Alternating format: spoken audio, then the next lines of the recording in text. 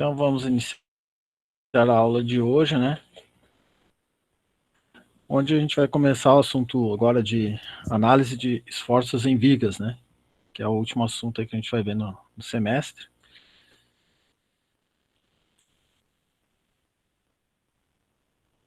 Então hoje a gente vai passar mais a parte teórica, né? E depois nas próximas aulas a gente vai começar daí a fazer resolução de exercícios, né? Então começando, a gente vai falar primeiro dos conceitos, né, de estrutura, né? Então, onde estrutura é a parte da construção responsável pela resistência às ações externas e é o objeto, né, do estudo da disciplina. Então, a gente tem os tipos de estrutura. Elas podem ser classificadas, né, de diversas formas. Então, quanto às dimensões e quanto à vinculação. Então, a gente vai ver o que é isso. Quanto às dimensões, a estrutura pode ser reticulares, né? Então, você pode achar na bibliografia estruturas reticulares. Então, ela é uma dimensão vai predominar sobre as demais, né? Então, aqui a gente tem exemplo aqui, vigas, treliças, né? Pórticos planos. Ou seja, então, que nem na treliça, que a gente tem uma dimensão que predomina sobre as outras duas, que na viga também. Então, ela é classificada como, quanto à dimensão, como uma estrutura reticular, né? Reticulares, que se chama. Também tem laminares, né? Onde duas dimensões predominam sobre a terceira. Então, exemplo, uma laje, né? Eu tenho duas dimensões maiores, a espessura aqui é menor. Então, tem duas dimensões predominantes, né? No caso de cortina também, né? De contenção, né? Também vou ter duas dimensões predominando sobre a espessura da cortina, né? Então, são chamadas estruturas laminares. Tem as tridimensionais. Então, as três dimensões têm a mesma ordem de grandeza, né? Então, um exemplo aí, barragem, né? As três dimensões têm a mesma ordem de grandeza, então a gente chama aí de estruturas tridimensionais. A gente tem as ações de cargas, né? Então a gente vai estudar a questão aí de vigas que estão sujeitas aos carregamentos, né? Então, uma estrutura pode estar sujeita à ação de diferentes tipos de cargas, tais como pressão do vento, reação de um pilar ou viga, rodas de um veículo, por exemplo, numa ponte ou numa laje, né, num estacionamento, né, numa garagem, peso de mercadorias, né, se for um depósito, por exemplo, e etc. Essas cargas podem ser classificadas quanto à ocorrência em relação ao tempo e quanto às leis de distribuição. Então a gente vai ver aí a situação onde a gente tem carga permanente, carga acidental, né, que seria daí quanto ao tempo, e quanto à distribuição a gente vai ver carga concentrada, carga uniformemente distribuída, né? Então vamos ver os conceitos aí. Quanto à ocorrência em relação ao tempo, então a gente vai ter cargas permanentes, atuam constantemente na estrutura ao longo do tempo e são derivadas do seu peso próprio e dos revestimentos e materiais que a estrutura suporta, né? Trata-se de cargas com posição e valor conhecidos e invariáveis. Então, ao longo do tempo, essa carga vai se manter. Por isso chama-se, né, carga permanente. Então, nos exercícios que a gente for fazer depois na parte de cálculo de viga, a gente vai estar considerando, né, juntamente com o carregamento, o peso próprio da estrutura, né, seria a carga permanente. A gente tem também as cargas acidentais. Então, acidentais, diferentemente da permanente, né, elas podem ou não ocorrer na estrutura e são provocadas, por exemplo, por ventos, empuxo de terra ou água, né? No caso de uma barragem, a gente tem a água, né, que vai estar fazendo empuxo. No caso de uma cortina de contenção, vai ter a terra, né, vai estar fazendo também empuxo na cortina. Frenagem ou aceleração de veículos, né? Então, numa ponte, no estacionamento, né? Então, isso aí também é uma carga acidental. Sobrecargas em edifícios, que seria a parte de mobília, né? Um exemplo aí, né? De um edifício. Peso de materiais que preencherão a estrutura, no caso de reservatório de água, silo de grãos, né? Então, ela vai ter uma carga que não é permanente, então chama-se carga acidental. Efeitos de terremotos também pode ser levado em conta. Peso de neve, né, nos países que têm condições climáticas aí com bastante incidência de neve, então na estrutura da cobertura, principalmente, vai cair neve, vai acumular e vai ser uma carga acidental, né?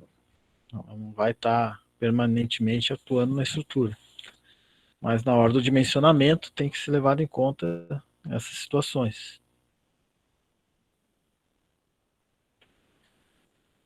E quanto às leis da distribuição, então, a gente tem duas situações, tem as cargas concentradas e as cargas distribuídas, que a gente vai ver bastante nos exercícios de vigas, né? Cargas concentradas são cargas aplicadas, né, a uma parcela reduzida da estrutura, né, podendo-se afirmar que são áreas tão pequenas em presença da dimensão da estrutura que podem ser consideradas pontualmente, né? Que a gente chama também de carga pontual, né? Carga concentrada ou carga pontual.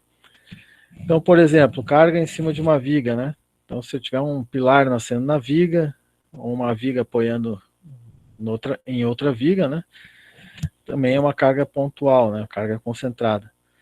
No caso de uma garagem, por exemplo, se tiver o automóvel parado, né, as rodas ali onde está apoiando, né, na estrutura, os pontos de apoio também são considerados cargas pontuais, né, ou cargas concentradas. Cargas distribuídas podem ser classificadas em uniformemente distribuídas ou, né, tem a situação também uniformemente variáveis. A gente vai ver também nos exercícios com as vigas ali essas situações. Então, nas uniformemente distribuídas, então a gente tem aqui um exemplo da representação dela, né? Que uma carga, eu tenho uma viga aqui com 3 apoios, né? Onde eu tenho um carregamento uniformemente distribuído. São cargas constantes ao longo ou em trechos da estrutura, né? Então, nesse caso aqui, ela está pegando toda a viga, né?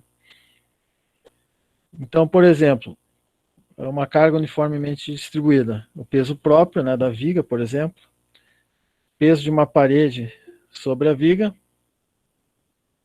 a pressão do vento, né, numa altura, na mesma altura, né, da edificação, né, pegando uma referência aqui na linha horizontal, então onde o vento está batendo ali, a força vai ser uniformemente distribuída,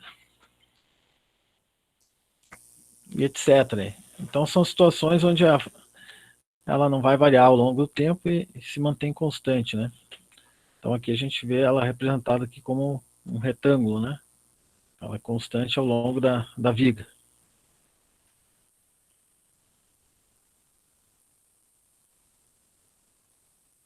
Tem daí a situação uniformemente variável, né? São cargas triangulares, né? Então aqui nos desenhos, aqui nas representações abaixo, a gente tem aqui um reservatório, onde a gente vê um empuxo, né? Nas bordas aqui, nas paredes laterais do reservatório ali, sendo uniformemente variável. Então observe que ele tem um comportamento aqui de um carregamento triangular, né? Então próximo à superfície ele começa em zero e vai aumentando conforme aumenta a profundidade do reservatório. Já ao fundo aqui do reservatório, a gente observa que ela é uma carga distribuída uniforme aqui, né? Ela não tem variação. Na segunda imagem aqui a gente vê daí novamente o empuxo da água, e aqui a gente tem a reação, né, do solo ali, que seria o empuxo do solo, também triangular. E embaixo, aqui no fundo do reservatório, a gente vê a reação, né, do solo com em relação ao carregamento distribuído que a gente tem no fundo do reservatório, né? Para que esteja em equilíbrio, né? Se não forem iguais essas forças, né? Então vai haver uma movimentação e vai sair do equilíbrio o reservatório. E aqui a gente tem na imagem abaixo, a gente também tem uma outra representação aqui do carregamento uniformemente, né, variável.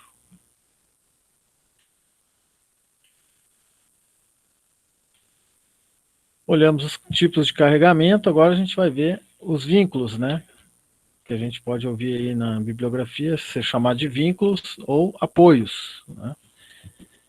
Então, no caso aqui, a gente tem, primeiramente, a função básica dos vínculos ou apoios é restringir o grau de liberdade, né, da estrutura por meio de reações nas direções dos movimentos impeditivos, ou seja, restringir as tendências de movimento de uma estrutura, né? A gente vai estar trabalhando com estruturas, elas têm que estar em equilíbrio, né?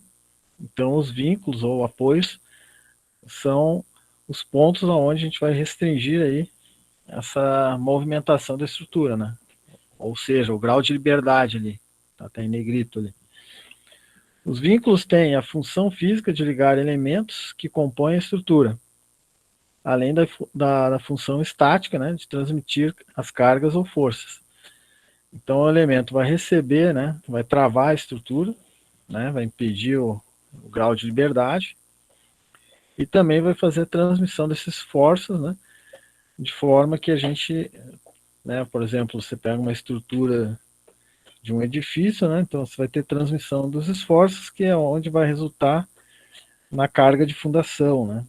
Então, por exemplo, a laje transmite as reações para a viga transmite para os pilares, e os pilares lançam essas reações, né, nas fundações, né, no caso sapatas ou estacas, né, para dar um exemplo aí, né. Então eles têm essa função também de transmitir as cargas ou forças, né. Os vínculos ou apoios são classificados em função do número de movimentos impeditivos. Então a gente tem situações que ele vai permitir, vamos dizer, deslocamento horizontal, ou vai permitir rotação, ou não vai permitir nenhum movimento, né? Vai ser sem rotação, sem deslocamento. Então a gente tem os três tipos de vínculos aí que a gente vai ver nas estruturas aí. Então o primeiro aqui é o vínculos de primeira ordem, né? Também chamado de apoio simples. São aqueles que impedem o deslocamento somente em uma direção, produzindo reações equivalentes a uma força com linha de ação conhecida, ou apenas uma reação será incógnita. Então aqui a gente vê como vai ser representado, né, esse tipo de vínculo, né, esse tipo de apoio nos exercícios e em cálculos, né, estruturais.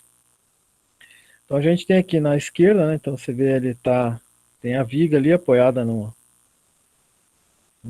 círculo, num rolete, né. A gente tem outra representação também que pode ser dessa forma aqui, né? Eu tenho dois roletes, um triângulo, mais um roletezinho, mais outro triângulo, né? E nos exercícios, né, a gente vai ver a simbologia dele dessa forma, né? Então, um triângulo com um traço paralelo embaixo, ou também a gente pode ter situações que é um triângulo, dois roletes e um traço com tracinhos embaixo ali, né? Ou ainda, né, o triângulo com o traço com os tracinhos embaixo. Ou seja, qualquer um desses três aqui quer dizer apoio simples, né? Então pode ocorrer de você pegar um livro, achar a simbologia dessa forma, em outro já como está aqui na terceira representação, ou esse do meio. Então, os três querem dizer a mesma coisa, que são apoios simples. A maneira de calcular, então, vai ser a mesma, né? Só questão de simbologia. Deslocamento na posição Y é impedido nesse caso aqui, né? Então, deslocamento vertical, né? Nessa direção, tem-se uma reação de apoio, né? Que a gente chama de V aqui, reação vertical. Ou seja, né? Então, se eu tiver uma força horizontal atuando aqui nessa estrutura, né? Se ela tiver só apoio de primeira ordem, né? Ela vai permitir o movimento horizontal. Ou, por exemplo, se tiver um momento aqui na região próxima ao apoio, ele vai permitir que tenha rotação na viga, né? Ela não está travada também para impedir esse esforço aí, devido ao momento. A gente vai ver mais na frente o que é os esforços, né? Então, esse é o de primeira ordem, o apoio simples. Depois a gente tem o de segunda ordem, né? Então aqui é a articulação plana, né? São aqueles que restringem a transição de um corpo livre em todas as direções, mas não podem restringir a rotação em torno da conexão. Portanto, a reação produzida equivale a uma força, né, com direção conhecida envolvendo duas incógnitas, geralmente representadas pelas componentes x e y. Então, aqui nesse caso, ele já não vai permitir também deslocamento horizontal. E a representação do vínculo de segunda ordem, né, o apoio de segunda ordem, que eles falam, são essas três formas aqui. Então, eu posso ter o triângulo já com o traço embaixo e os tracinhos ali, né? Onde aqui eu já tenho também representado as reações dele. Então, aqui onde tem o H é a reação horizontal, e aqui onde tem o V é a reação vertical. Pode encontrar também a representação dele somente com o tracinho risco embaixo e a bola ali, uma bolinha, né? Também vai, as reações são as mesmas. E pode haver casos que seja só o triângulo, né, com o tracinho ali, né, sem mais nenhum tipo de bolinha ou tracinho embaixo. Então, também é conhecido aí como um vínculo de segunda ordem. Então, na bibliografia aí você pode encontrar dessas três formas essa representação aí do vínculo. E o vínculo de terceira ordem, né, que a gente chama de engaste ou apoio fixo, né? Então a gente fala, a estrutura está engastada, então ela está com um vínculo de terceira ordem. São aqueles que impedem qualquer movimento de corpo livre, imobilizando completamente. Então ele não vai permitir que tenha deslocamento, né, da estrutura verticalmente, nem horizontal e nem rotação, né? Então se eu aplicar um momento onde tem um engaste, eu vou ter uma reação de momento sentido contrário, né, ao momento aplicado. Então, representação dele, né? Então, na bibliografia você vai achar essa aqui, não tem, é só essa forma que você vai ver. Quando você identificar, né? E tem o traço aqui, né, com os traços abaixo ali, e o traço ligando direto, né? Então quer dizer que a estrutura está engastada. Ou seja, ela não vai ter nenhum tipo de movimento. Então a gente vai achar reação vertical, reação horizontal e reação de momento, né? Então a gente vai ter a presença aí das três reações de apoio na situação do engaste, que é o que o pessoal às vezes no cálculo esquece de calcular ou o momento, né, ou a horizontal quando tem. Então tem que observar o tipo de vínculo para não calcular errado.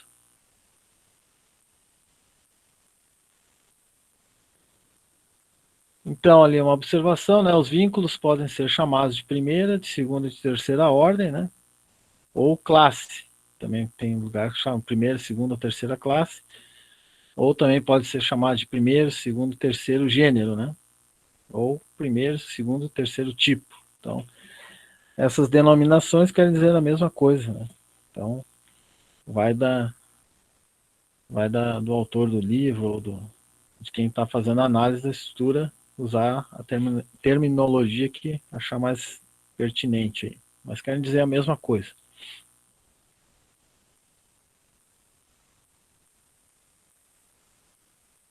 Classificação da estrutura quanto à vinculação.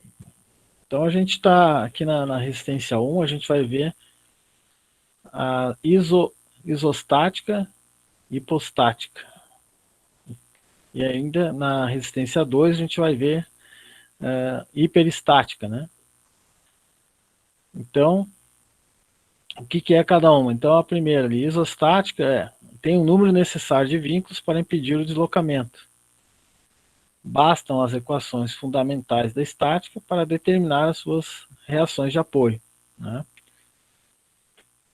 A hipostática, né, tem menos vínculos do que o necessário, né? Então, você já acha direta as reações, né?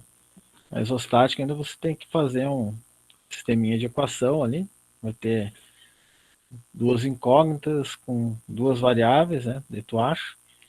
E a hiperestática tem número de vínculos maior que o necessário. O número de reações de apoio excede o das equações fundamentais da estática. Então, na hiperestática, eu vou ter mais incógnitas do que equações da estática, né? Para determinar as reações de apoio. Então, a gente vai ver que existem métodos complementares, né? Além das equações da estática, que fazem, né? A gente utilizando os métodos, a gente consegue aí determinar as reações de apoio dessas vigas hiperestáticas. Mas como eu falei, então, o que vai predominar aqui é a isostática, né? Na resistência 1, que a gente vai ver aí nas próximas aulas. Então aqui, só para ilustrar, né? Então, determinar qualitativamente as reações de apoio resultantes na estrutura baixa. Então, se fosse determinar aqui calculando, né? Então, primeiramente, a gente tem que ver que tipo de vínculo a gente tem. A gente tem aqui um vínculo de terceira ordem, né? Que seria o engaste, que é que ela está engastada na parede, essa viga, né? Está em balanço. Onde eu vou ter aqui uma reação vertical, né? Aqui eu tenho a extremidade livre na direita, né? Então a reação vertical vai ser o quê? Vai ser o carregamento total que eu tenho aqui, vai ter que ser a minha reação vertical aqui na extremidade aqui da viga, né? No ponto A aqui, né? Então nesse caso aqui eu tenho 800 newtons, né? De carregamento na viga. Não estou considerando aqui o peso próprio, vou considerar somente o carregamento. Então a minha reação aqui seria 800 na vertical, né? Na horizontal não tem nem nada atuando, né? Não tem nenhuma força atuando, então a reação horizontal nesse caso aqui vai ser zero. E tem um momento aqui, né? Então, como a viga que está em balanço, ela tende a fazer um momento de rotação, né? Tentar girar aqui no sentido horário, né? Ela tenta fazer o giro no sentido horário. Então, vou ter que ter uma reação no sentido contrário, né? Um momento no sentido anti-horário, para anular esse momento gerado pelo carregamento. Então a gente faz aqui o somatório desses momentos e é o valor que encontra, né? O somatório vai ser o valor da reação do momento no engaste, né? Então o momento ficaria, né? Aqui o 500 que multiplica a distância até o ponto A, ou 100 que multiplica a distância até o ponto A, e o 200 que multiplica a distância até o ponto A. Soma esses três valores, é o valor da reação no engaste. A gente vai ver na próxima aula aí como é que faz bem cálculo de reações e depois vamos ver também a parte de esforços, né, nas vigas. Então hoje a gente está vendo aí a parte do conceito mais geral. Continuando então, a gente falou em equações de equilíbrio, né? Então falando na parte da força, né? Tudo que altera o estado de repouso ou movimento de um corpo. A gente vai trabalhar com as unidades do sistema internacional, né? No caso, Newton. Então, lá, as forças são quantidades vetoriais com direção, sentido e intensidade, né? Que vocês já viram na física lá, só dando uma recapitulada aí. 1 kg força igual a 10 newtons, né? Só para relembrar. E a gente tem as forças atuando nos eixos, né? X, Y, Z. E tem lá os vetores I, J, K, lá da geometria analítica, lá, que o pessoal deve lembrar disso aí. E aqui tem o vetor resultante, né? O vetor força, que é igual a Fx mais Fy mais o Fz. A gente vai trabalhar em duas dimensões, né? Nos eixos X e Y aqui na disciplina. Então não vai entrar o eixo Z. Na parte das equações de equilíbrio, né? Então a gente tem o momento que vai entrar, né? Que é somatória de momentos, que a gente vai ver. Então o momento se chama de uma força, né? F em relação ao ponto zero é o produto, né?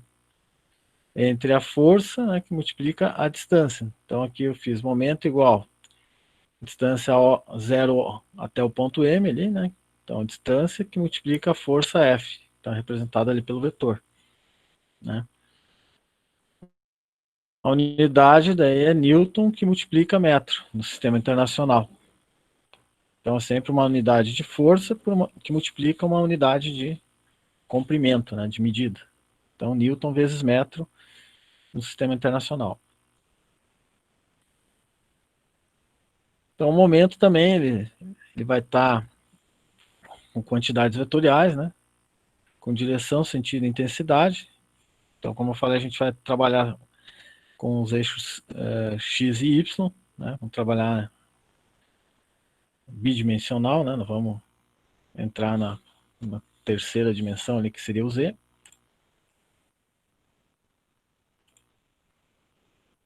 Então, a gente vai ter sempre na estrutura, né? Que vê as condições de equilíbrio. Então, para um corpo submetido a diferentes forças, né? Força horizontal, vertical, momento, né?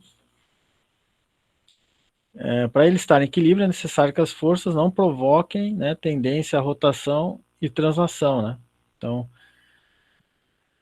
translação vai depender das forças resultantes, então, que é o somatório de forças, né? E a rotação vai depender dos resultantes dos momentos atuantes naquela estrutura, né? Tem que ser igual a zero. Então, a gente tem as equações fundamentais da estática. Então, se trabalhar nos três eixos, né? Eu vou ter então somatório de forças x, y e z, todas elas têm que ser igual a zero, e somatórios de momentos em x, em y e z tem que ser igual a zero. Então, aqui no caso, a gente vai trabalhar mais nos dois eixos, x e y, né? Não vai ter a aplicação aqui na nossa disciplina com o eixo z, mas é a título de conhecimento, né? Pode ser aplicado também.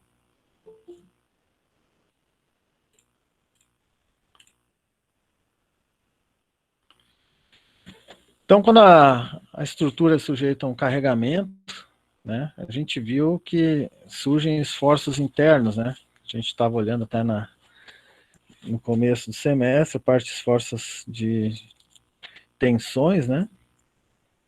Gerados por forças axiais, ou né, de tração ou compressão, né?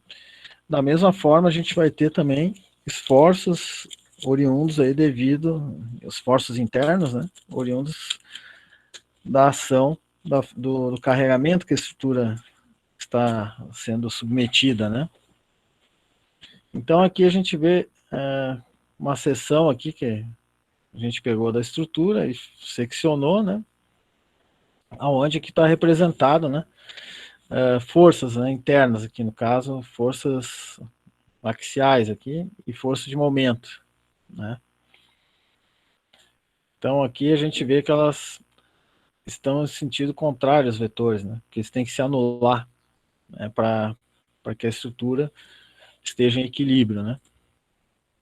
Então, se eu fizer essa seção S e observar, né, que ela está em equilíbrio, Então ela vai ter o par de forças ali R e menos R, e um par de momentos M e menos N, e menos M, né? Então é um, por exemplo, a R tem que a R e a menos R, uma anula a outra, né? E o momento também, o M menos M, né? Então são momentos também que se anulam, né? Aplicados aqui no centro de gravidade aqui, né?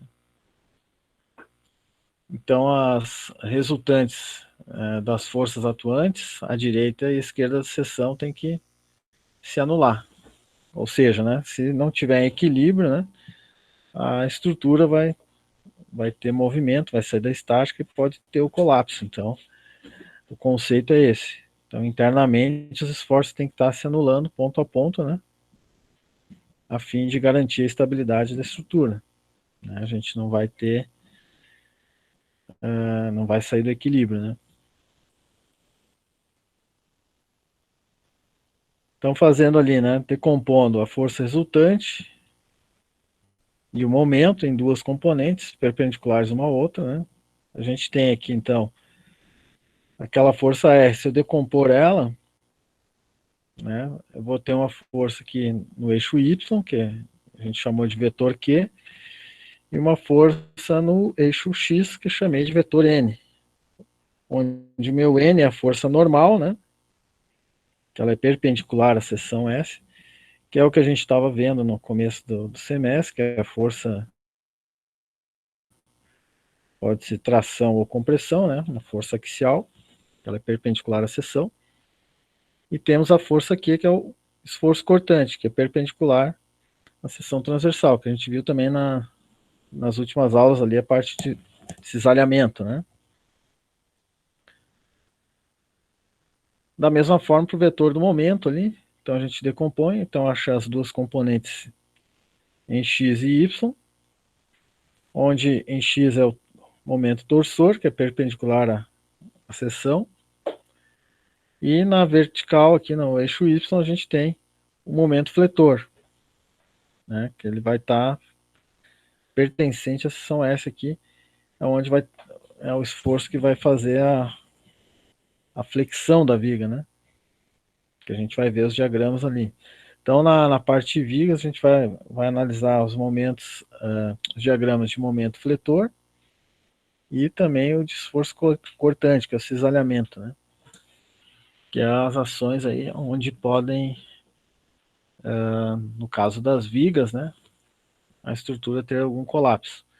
A parte de torsor e de normal, a gente vai dar uma olhada também, mas o foco maior vai ser na parte momento cortante, né?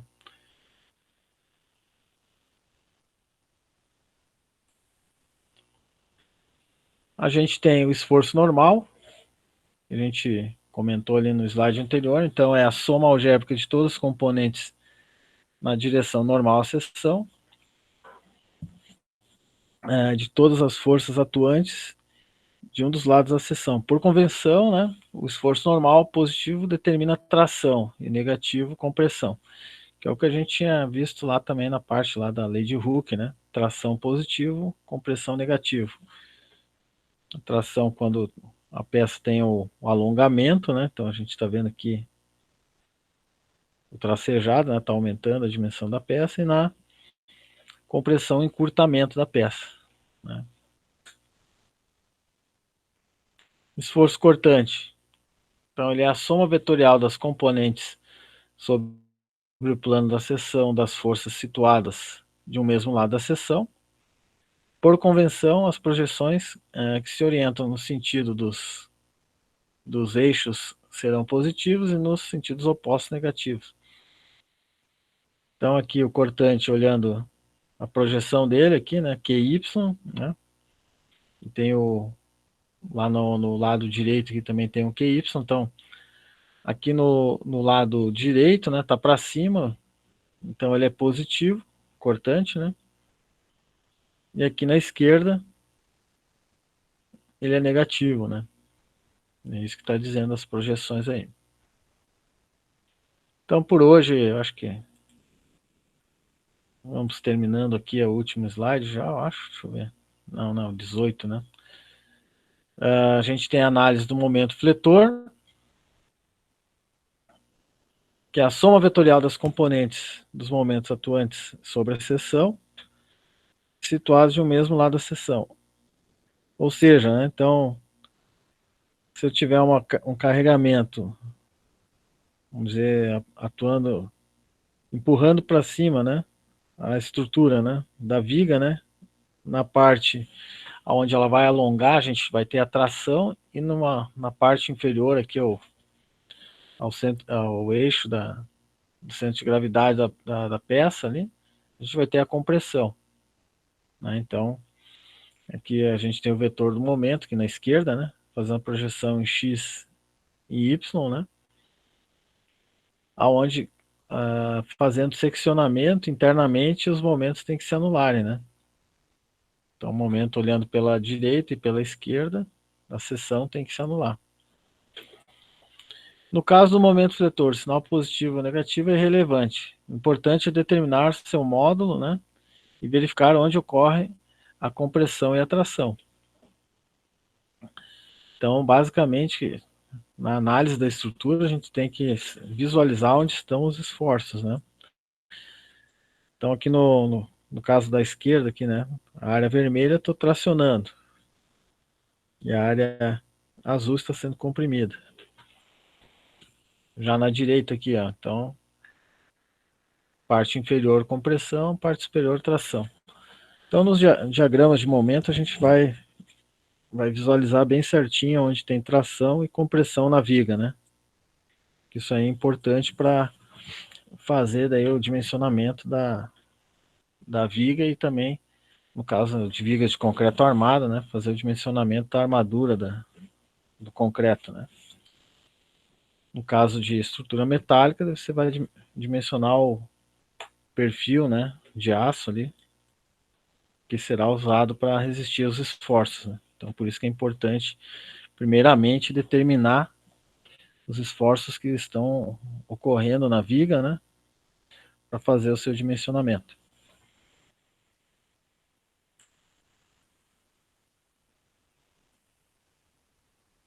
Então, a gente, como eu estava falando, a gente vai estudar a parte de vigas, né, na resistência 1, aí, a gente agora, o nosso foco é ver comportamento dos esforços em vigas. Então, aqui eu tenho uma imagem de uma viga biapoiada, né, um vão L, uma carga concentrada P, um apoio aqui na parte da direita da viga ali, um apoio fixo, né, e tem um apoio móvel. Então, esse aqui seria um primeiro gênero, segundo gênero, né, os tipos de apoio, né. Então, a definição da viga, né, são elementos de barra submetida a cargas transversais em relação ao seu eixo e são destinadas a vencer vãos, né. Então, na estrutura, ela tem essa finalidade aí de vencer os vãos, receber os carregamentos e distribuir para os pilares, né, no caso que seriam nossos apoios, né.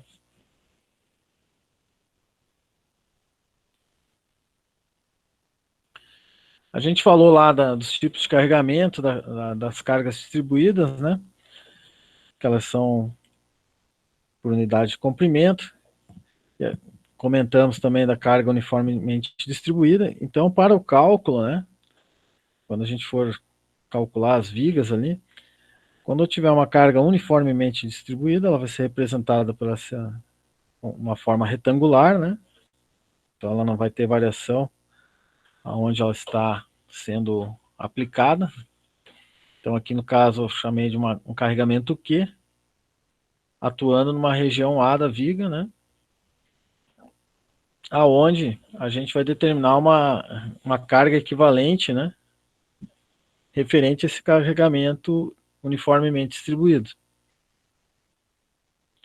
Então essa carga equivalente, ela vai ser a área, né, do retângulo, né? Então, no caso do carregamento uniformemente distribuído, né, ele vai ser em forma retangular aqui. Então, a área desse retângulo, qual que é a área desse retângulo aqui da figura aqui que a gente tem do carregamento? Então, a base do retângulo é a dimensão A, né? A altura do retângulo é o valor da carga aqui, que no caso eu chamei de Q.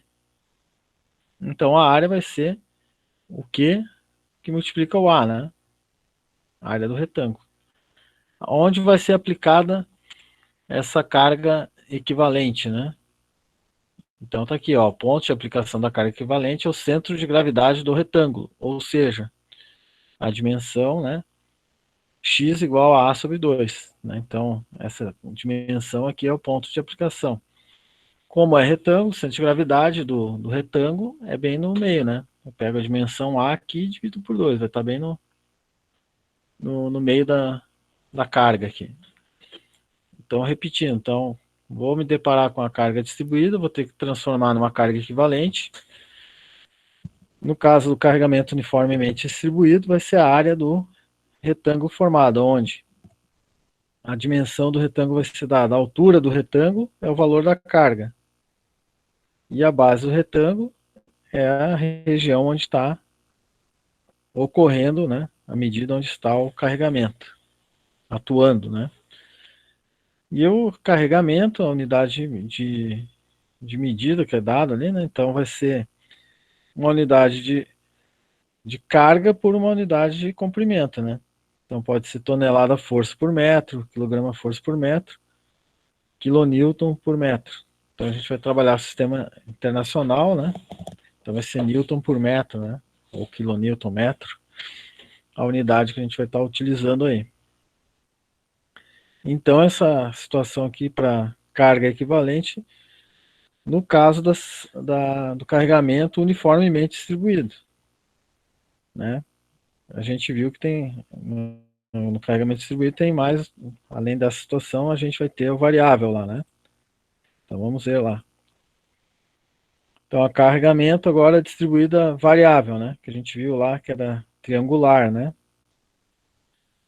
Então no caso da triangular, a carga equivalente é a área do triângulo, né? Ou seja, a área do triângulo nesse caso aqui, ó, minha base desse triângulo, onde está ocorrendo o carregamento, é A.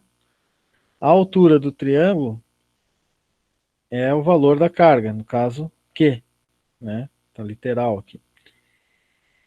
Dividido por 2, né? Que a área do triângulo é base vezes a altura dividido por 2. Então tá aqui. Meu R, né?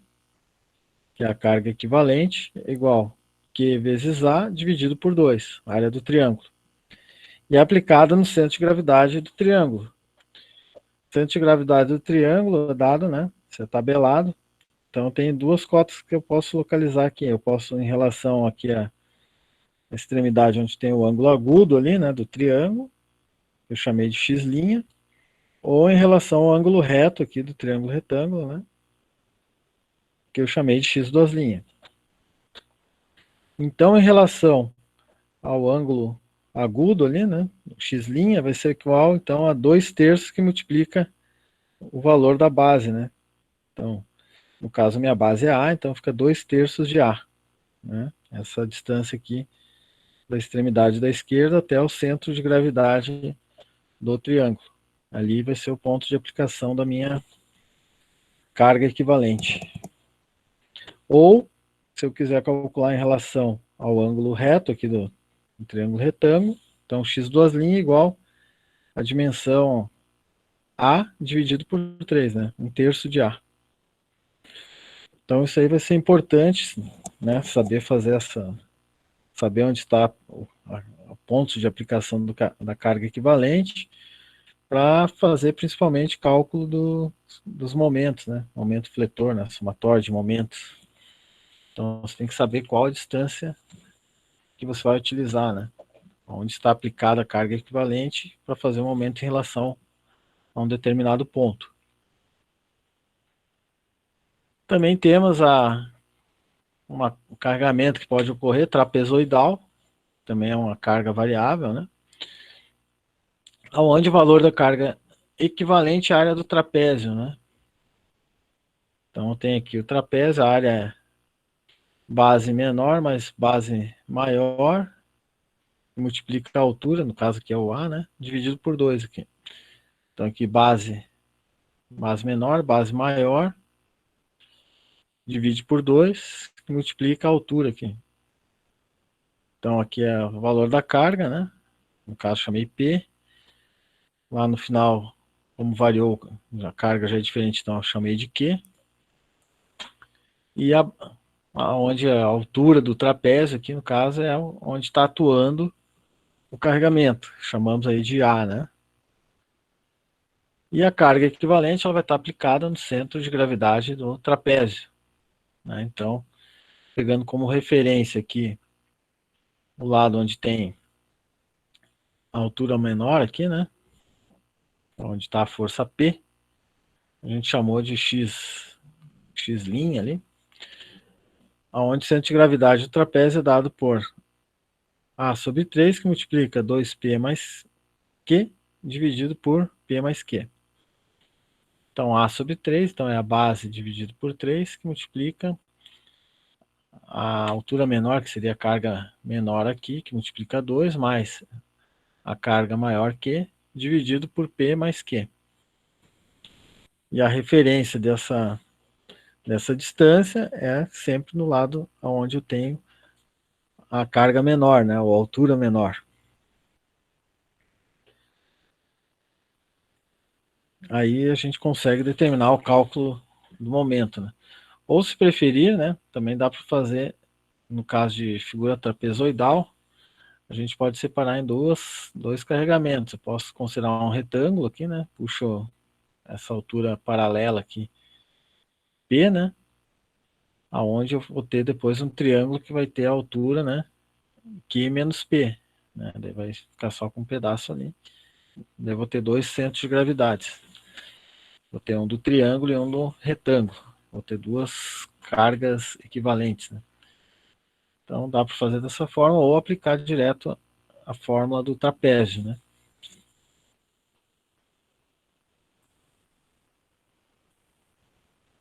Só dando a última recapitular nos apoios. Então, fechando aí o apoio móvel, né, que é de primeiro gênero, lá, grau 1. Então ele vai impedir o movimento na direção perpendicular ao plano do apoio, né, onde a gente vai ter as reações verticais. Vai permitir deslocamento horizontal, que é paralela ao plano de apoio. Vai permitir rotação. O fixo, né, ou de grau 2 lá, vai impedir movimento na direção normal, né, que seria vertical, ao plano de apoio, na direção paralela, né, direção horizontal ao plano de apoio. E também permite rotação. E no engaste, né, ele impede movimento na direção normal, né, que seria força horizontal, movimento na paralela ao plano, que é a reação vertical, e impede a rotação, né, no caso que vai ser gerada aí pelo momento. Então, por hoje seria isso, né? A gente viu bem aí a parte de conceitos. Na próxima aula eu já vou começar com exercícios, né, de aplicação dos conceitos aí, para a gente fazer os cálculos já das reações de apoio, né, começar já a ver o método das seções para começar a determinar os diagramas de esforços, né. Então a gente vai ter algumas aulas aí de aplicação dos conceitos aí para vocês depois conseguirem, né, fazer o cálculo dos diagramas, né, e fazer os diagramas de esforço das vigas, né. Certo, pessoal? Não sei se alguém tem algum comentário, alguma dúvida. Acredito que vai aparecer mais durante a resolução de exercícios, né? Que daí começa a surgir alguma situação aí que, né, possam ocorrer dúvidas. Tá ok? Então, por hoje seria isso, né? Então a gente deseja uma boa semana aí para vocês e até a próxima aula, então. Boa noite.